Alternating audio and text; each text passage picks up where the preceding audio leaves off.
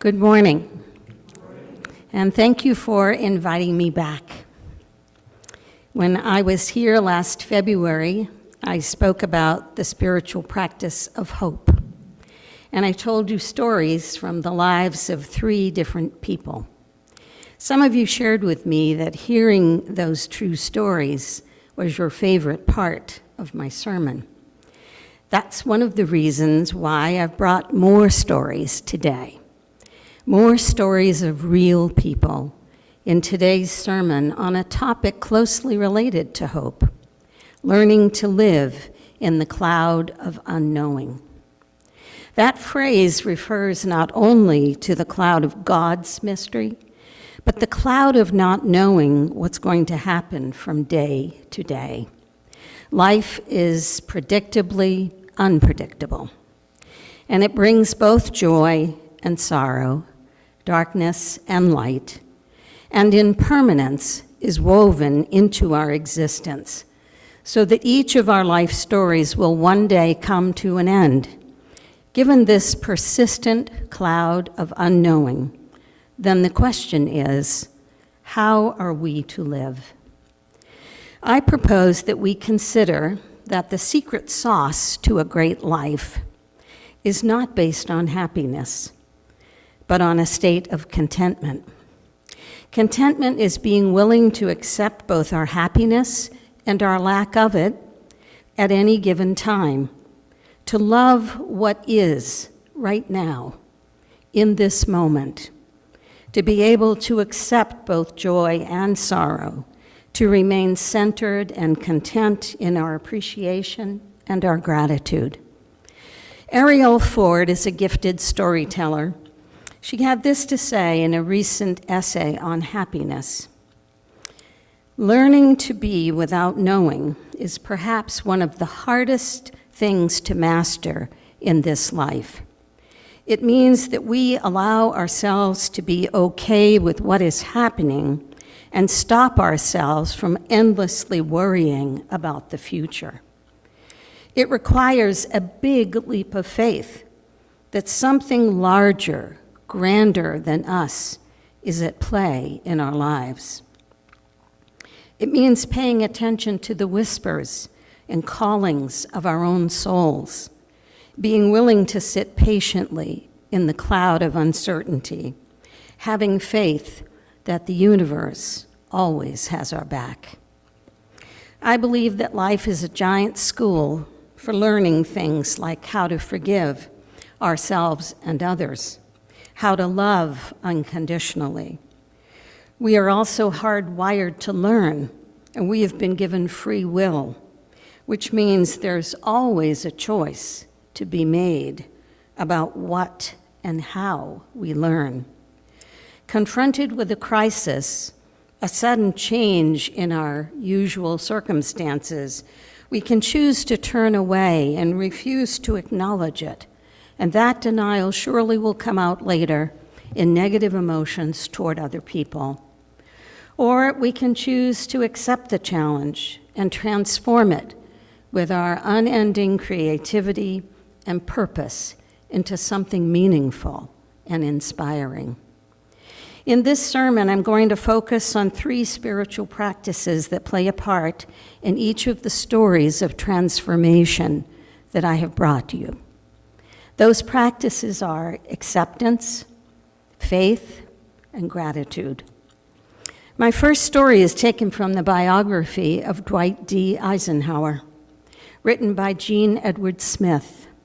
On page 172 of Smith's biography, Ike is almost 52 years old, an age at which he seems to have felt that his life had largely run its course.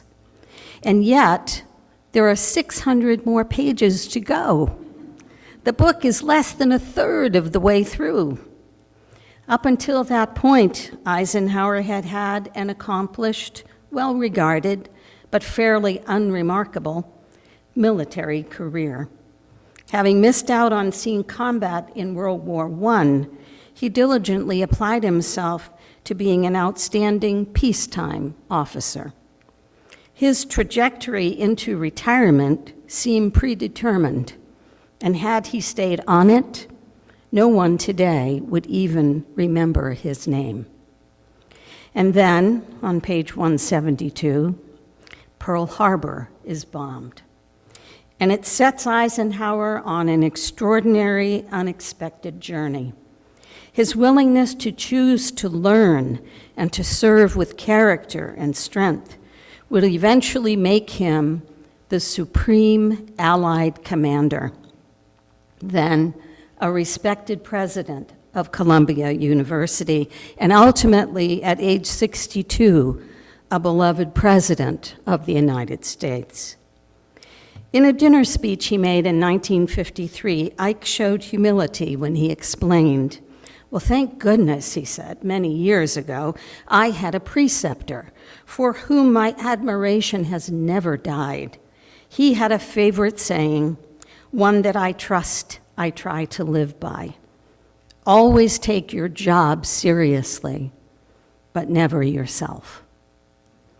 He was a natural leader, intelligent, with a strong sense of duty. He later wrote, "The essence of leadership is to get others to do something because they think you want it done and because they know it's worth doing. That's what we're talking about." He was grateful to the nation for giving him significant opportunities to serve. And he didn't shrink from the necessity to make monumental decisions during the war that impacted the whole world and America's role on the world stage, and influenced his later civilian life and helped shape his later political career. In his January 20th, 1953 inaugural address, he cautioned, quote, "Whatever America hopes to bring to pass in the world must first come to pass in the heart of America. For history does not long entrust the care of freedom to the weak or the timid. A people that values its privileges above its principles soon loses both." Ike had a strong spiritual faith that sustained him. Growing up in a poor farming family had taught him the values of self-sacrifice, hard work, serving a greater cause with quiet resolve. He was prepared when history called, and he accepted the heavy burdens and responsibilities that his country asked of him. He was indeed grateful for the opportunity to grow with faith, to learn with an open mind, and to serve with dignity. His story demonstrates dramatically how externally imposed events can be both disruptive and transformative. Given that life is full of change, nothing ever stays the same, it seems inevitable that one day life will deliver to each of us a formative event in which we will have to decide how we're going to respond. That's what happened to my friend Penny when she faced a sudden, inexplicable change in her vision. She was in her 60s, recently retired as a hospice nurse executive, and beginning a new career as a writer, when she woke up one morning blind in one eye. There had been no warning signs, nothing to indicate impending vision loss. She routinely had made her annual visits to the optometrist to check the condition of both eyes and update the lenses in her glasses, and he was as baffled at the sudden loss of vision as she was. He referred her to a specialist, and nothing was found in the subsequent exam to explain it. Her other eye was then, and still is, healthy. It was during this time that she reached a critical turning point. She began to accept the loss of vision in that eye and considered how to live while being blind in one eye. She determined that neither her positive attitude toward life or the ultimate working out of a pattern and a purpose to her time on earth had changed. Neither had changed. A difficult and an unknowable thing had happened to her, and God had not prevented it, but she reasoned that the purpose of a universe created by a loving master is to be trusted.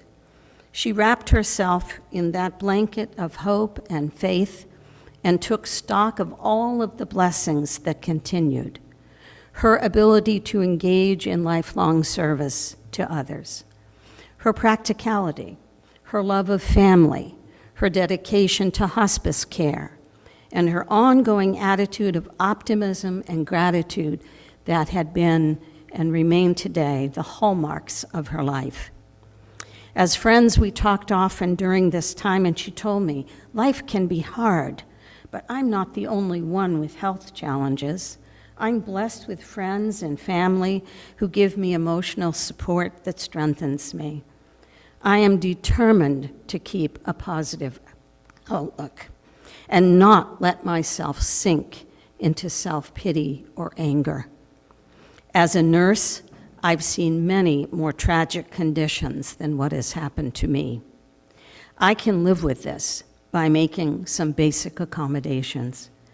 I'm grateful for my continued ability to write, to create, to read, to experience all the love and beauty around me.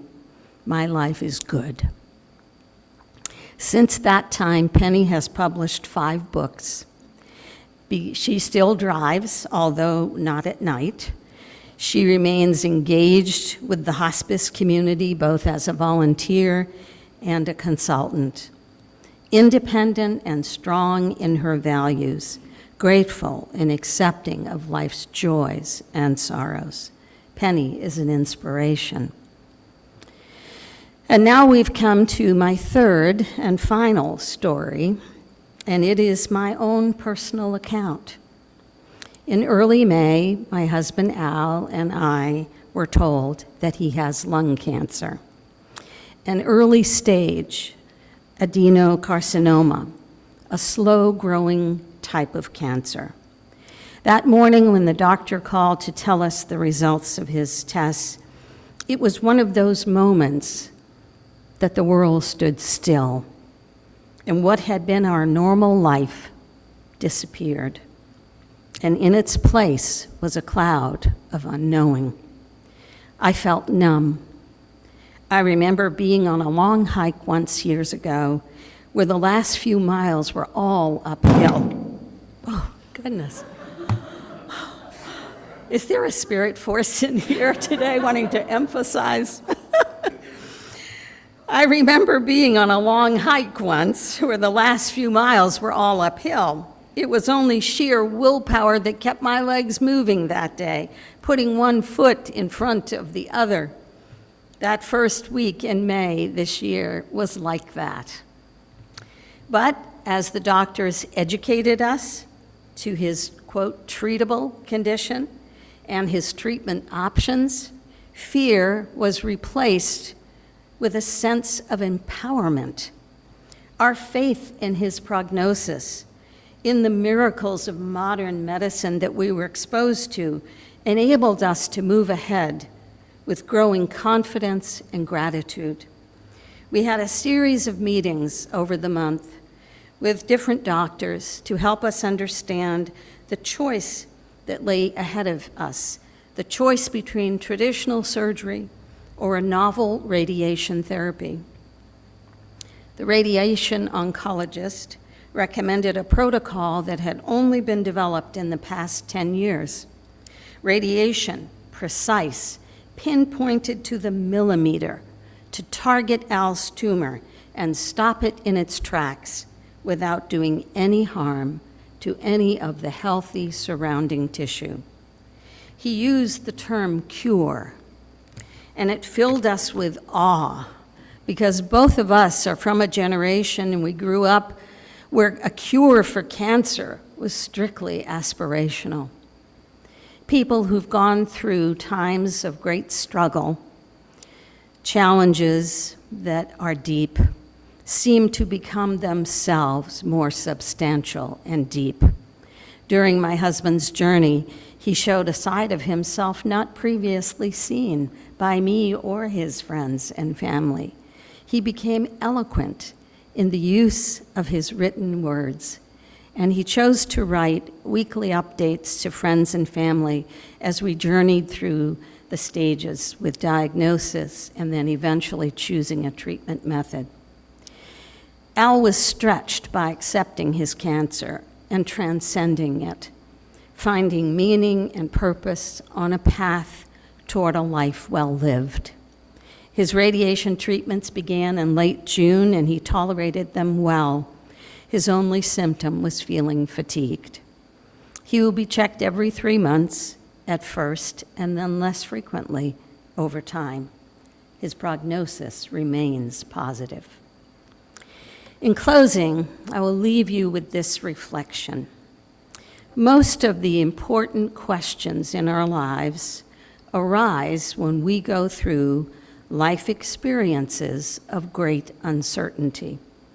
It takes time to answer the questions because they are big ones, big questions that touch on things like our identity, when we ask, who am I and who am I becoming?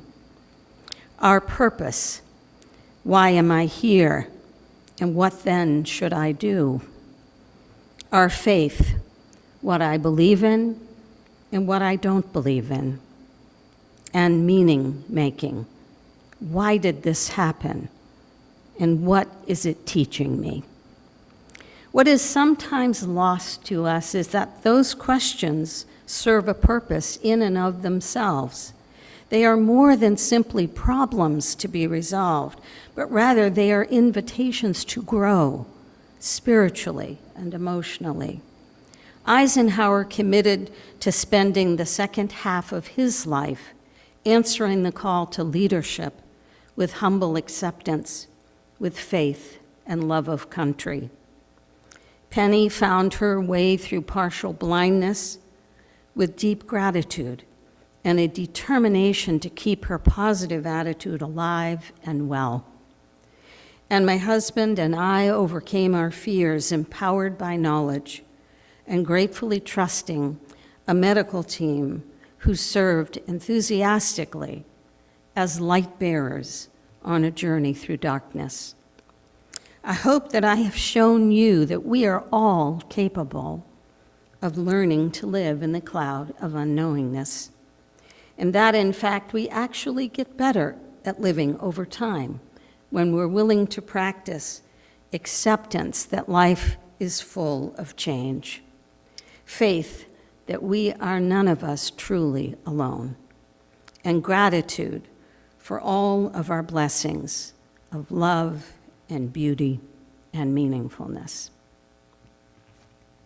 Thank you.